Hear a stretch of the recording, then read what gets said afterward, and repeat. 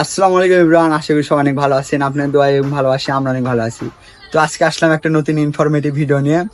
তো আপনারা দেখতে পাচ্ছেন আমার কাঁধে একটা কিউট কবিতরের বাচ্চা। এটা আমার খামারেরই কবিতরের বাচ্চা।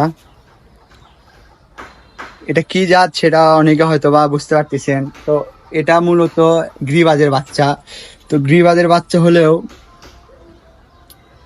এই যে উপরে যে হোয়াইট টেক্সচারটা আছে, এটা আসছে হলো মুখির থেকে। আমার বাসায় মুখী কবিতর নাই, তবুও যে কেমনি মুখির মতো দেখতে একটা বাচ্চা বের হলো, এটা অবাক করার একটা বিষয়।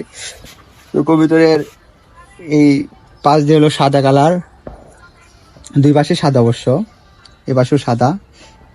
এই বাচ্চাটার উপরেও দেখেন সাদা। জিরো পরের বাচ্চা, আর বয়স মাত্র 27 থেকে 30 দিন হবে। তো এই বাচ্চাটা আমার কালেকশন করে রাখা হচ্ছে, ইনশাল্লাহ ভবিষ্যৎ অনেক ভালো। তো দেখা হবে নেক্সট কোনো ভিডিওতে। আসসালামু আলাইকুম।